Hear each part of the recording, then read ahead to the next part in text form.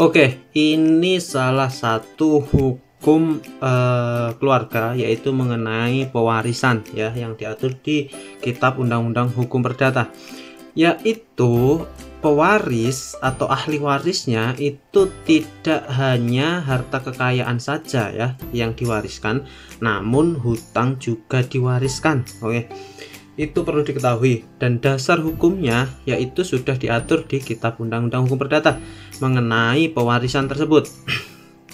Yang pertama, dalam hal warisan, ahli waris berhak menerima atau menolak warisan yang jatuh ke tangannya, yaitu di pasal 1045 Kitab Undang-Undang Hukum Perdata, yaitu yang artinya ahli waris itu bisa saja memutuskan untuk menolak atau menerima warisan dari pewarisnya. Itu tergantung ya, nanti mau menerima atau menolaknya, namun kebanyakan pasti menerima ya.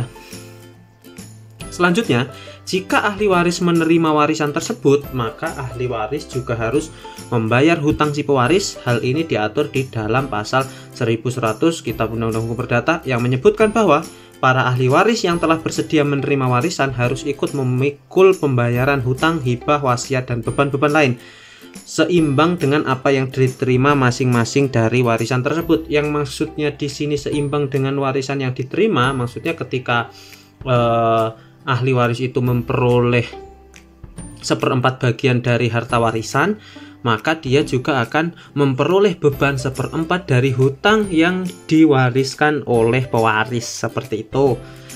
Namun ahli waris juga bisa menolak ya. Ketika menolak berarti tidak akan memperoleh warisan dan juga tidak akan memperoleh hutang yang diwariskan oleh waris, seperti itu. Ini aturan hukumnya. Namun di kenyataannya, karena hukum waris itu ada banyak sekali aturannya, mulai dari hukum Islam yang mengatur waris ada, hukum adat yang mengatur waris ada, dan hukum perdata yang mengatur waris ada, tergantung para pihaknya, para pewaris dan ahli warisnya menentukan mau menggunakan hukum yang mana. Seperti itu.